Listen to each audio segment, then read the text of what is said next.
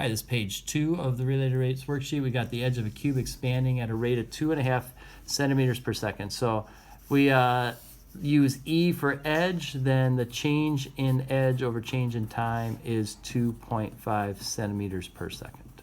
Okay.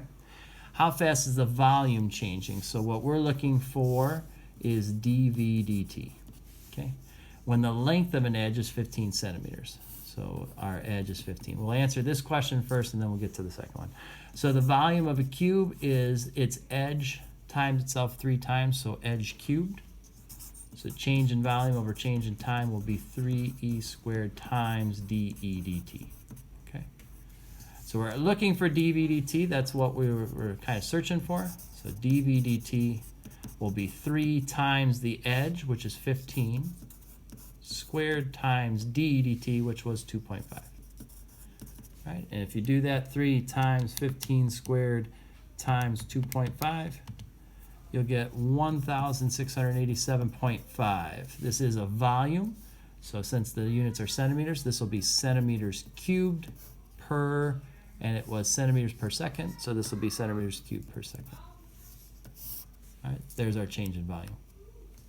Now the next question says, how fast is the surface area changing? So if you think about a cube, all right, it has 6 sides, they're all the same, and they all have an area of e squared. So the surface area for this is 6e squared. Okay, that's our equation. And what we're looking for is how is the surface area changing? So the change in surface area over change in time is equal to, and if I do this, I'm going to get 12e times dE dt. All right, so I'm looking for that change in surface area.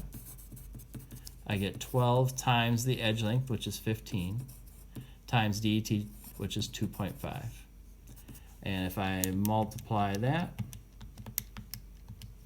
I get 450. Now we're talking about surface area, so that will be centimeters squared per second. And that's our change in our surface area then. Number 4 says, suppose the radius of a spherical balloon is shrinking at a rate of 1/2 inches per minute. So this is dr dt, and it's shrinking, so it'll be a negative 1/2 inch per minute. Okay. How fast is the volume decreasing? So we're talking about dV dt. Okay. When the radius is 4 inches, r equal 4. So we need an equation. They'll always on an AP give you this kind, anything that's kind of tricky. They don't expect you to memorize a bunch of geometric formulas. So they would give you that the radius of a sphere is 4/3 pi r cubed, and then expect you to do the derivative of it. So dV dt is equal, bring the 3 down, 4/3 times 3 will just be 4 pi times r squared times derivative of r, which is dr dt.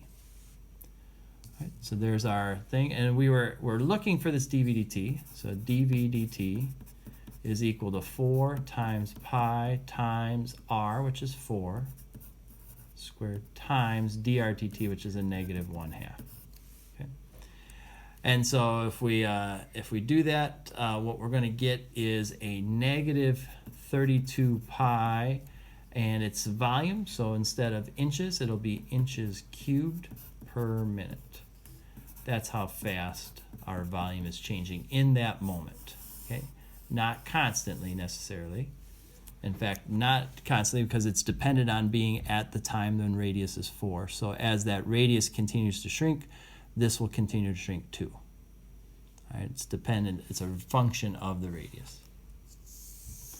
All right, then we get this last one. We say that car A is traveling west at 50 miles an hour. Car B is traveling north at 60 miles an hour. Both are headed for the intersection of 2 roads. So B is coming up to this intersection, and car A is also. So car A is going this way at 50 miles an hour, and car B is going this way at 60 miles an hour. Okay? And there's the distance that's between them. We'll call that x here. Okay? At what rate are the cars approaching each other? So what we're looking for is that dx dt. How fast is this changing? Okay, when car A is 0.3 miles away and car B is 0.4. Now you can kind of see that 3, 4, 5 relationship. So this is going to be 0.5. You don't have to use Pythagorean theorem. You can if you'd like. We are going to need Pythagorean theorem, obviously, to figure out how this is connected. So we're going to use a, b, and x here. So a squared plus b squared equals x squared. All of them are changing in this case, so we have to have all of them be variables. It's not like a ladder against the side of a house where the ladder stays constant. All of these are changing in this case. So if I take the derivative here, I get 2a times dA dt plus 2b times dB dt equals 2x times dx dt. All right, so a we said is 0.3, so this is 2 times 0.3 times dA dt, which is 50, plus 2 times b, which is 0.4, times dB dt, which is 60, equals 2 times x, which is 0.5 times dx dt. Now, real nice thing happens, 2 times 0.5 is 1, so you end up with just dx dt here, okay, which is kind of what we want. All right, and then I can do this, 2 times 0.3 times 50 plus 2 times 0.4 times 60 gives me 78.